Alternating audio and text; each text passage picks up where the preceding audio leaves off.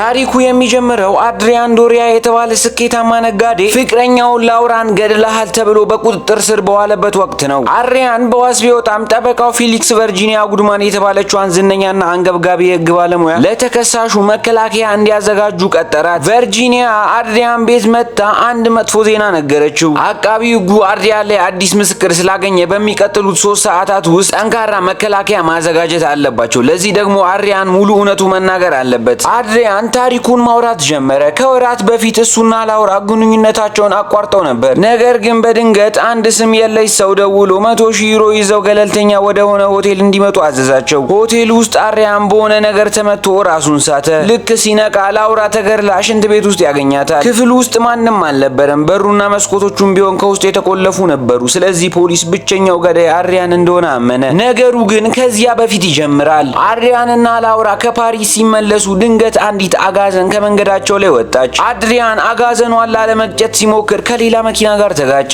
የሌላኛው መኪና አሽከርካሪ ዳንኤል ጋሪዶ የተባለ የ23 ዓመት ወጣት ሲሆን በግጭቱ ምክንያት በደረሰበት ጉዳት ህይወቱ አለፈ። ላውራም ፖሊስ ከጠራን ስማችን ይጠፋል ብላ በማሰቧ አድሪያን የሟቹን አስክሬን በመኪናው ሳጥን ውስጥ አድርጎ ወደ ሐይቅ ውስጥ እንዲጥለው አደረገች። አድሪያን አስክሬኑን ሊጥል ሲሄድ ላውራ በመኪናው ውስጥ ከርታ ነበር። መኪናው ስላልተነሳላት በዚህ አካባቢ የሚያልፍ ቶማስ የተባለ መካኒክ ሊረዳት መጣ። ቶማስ መኪናዋን ወደ ቤቱ ወስዶ ሊጠግንላት ፈቀደ። ላውራን በመስማማት በቶማስ ቤት ሆና ከሚስቱ ከኤልቬራ ጋር ስታወራ በፎቶግራፍ ላይ ያየችው ልጅ ዳንኤል የገደሉት ልጅ መሆኑን አወቀች። ቶማስም ላውራ ከመሄዷ በፊት የመኪናዋን ወንበር ስታስተካክል አይቶ መኪናውን የነዳው ሌላ ሰው መሆኑን መጠርጠር ጀመረ። አድሪያንም ያን ሰሞን መኪናውን ሸጦ የወንጀሉን ምልክት ለማጥፋት ሲሞክር መኪናው እንደተሰረቀ አስመስሎ ለፖሊስ ሪፖርት አደረገ። ከጥቂት ቀናት በኋላ ግን የሟች አባት ቶማስ የአድሪያንን የመኪና ሰሌዳ ቁጥር ለፖሊስ በመስጠቱ አድሪያን ለምርመራ ተጠራ። ነገር ግን ጠበቃው ፌሊክስ የሐሰት ማስረጃዎችን በማዘጋጀትና ለባለስልጣናት ጉቦ በመስጠት የአድሪያን ስም ከዳንኤል መጥፋት መዝገብ ላይ እንዲሰረዝ አደረገ። ከሳምንትም በኋላ አድሪያን በዜና ላይ ዳንኤል ከባንክ ገንዘብ ሰርቆ እንደጠፋ ሲሰማ ደነገጠ።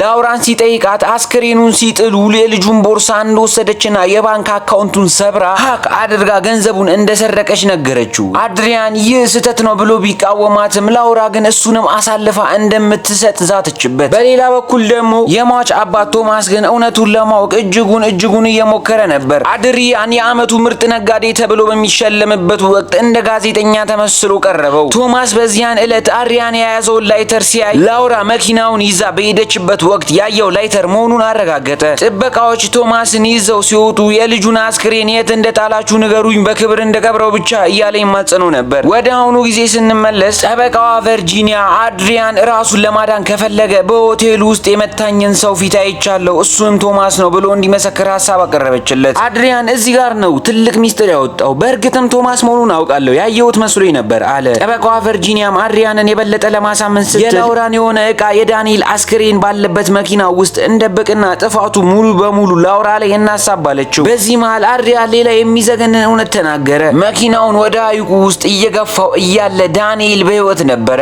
ልጁ በድንገት ነግቶ ድምጽ ቢያሰማም አድሪያን ግን ምንም ሳይራራለት መኪናዋን ከነ ልጁ ሐይቁ ውስጥ ዘፈቀው። ስለዚህ ዳንኤል የሞተው በአደጋ ሳይሆን ሰጥሞ ነው ማለት ነው። ቨርጂኒያ በዚህ ንግግር ክው ብላ ብትቀርም ይህ ለዳኛ እንደማትናገር ቃል ገባችለት። ቨርጂኒያ አክላም የቶማስ ሚስት ኤልቬራ ላውራ በተገደለችበት ሆቴል ውስጥ እንደምትሰራና መስኮቱን ከፍታ ባሏ እንዲያመልጥ ሳታደርግ እንዳልቀረች በመግለጽ አድሪያንን አሳመነችው። አድሪያን በቨርጂኒያ ብልህነት ተደንቆና ሙሉ በሙሉ አምኗት ላውራን የገደላት እሱ ራሱ እንደሆነና የወንጀሉን ቦታ እንዳዘጋጀው በዝርዝር አመነ። አድሪያን ሁሉንም ወንጀሉን ለቨርጂኒያ ዘርዝሮ ከጨረሰ በኋላ ለጥቂት ደቂቃዎች እረፍት ወሰዱ። ቨርጂኒያም አድሪያን ስልኩን እንዲያነሳና ለጠበቃው ፌሊክስ እንዲደውል ነገረችው። እሷም ትንፋሽ ላግኝ ብላ ከክፍሉ ወጣች። አድሪያን ለፌሊክስ ሲደውል ግን ያልጠበቀው ነገር ተከሰተ። ፌሊክስ ምስክሩን በገንዘብ አፍኘዋለሁ፣ ምንም የሚያሰጋ ነገር የለም፣ ለመሆኑ ከቨርጂኒያ ጋር ያላችሁ ቆይታ እንዴት ነው አለው። በዚህ ቅጽበት አድሪያን ግራ ገባው። በስልኩ መስመር ላይ አንድ የሚረብሽ ድምጽ ሃይ ፒች ቶን ሰማ። በድንገት ጠበቃዋ ቨርጂኒያ የራሱን ስልክ መጀመሪያውኑ ከቀረጻ መሳሪያ ጋር ይጋጫል ብላ እንዳዘጋችው ትዝ አለው። አድሪያን በመስኮት በኩል ትይዩ ወዳለው ህንጻ ሲመለከት የሟች አባት ቶማስን አየው። ከጎኑ ደግሞ ያቺ ጠበቃ መስላ መረጃ ስትቀበለው የነበረችው ሴት ቆማለች። እሷም ጠበቃዋ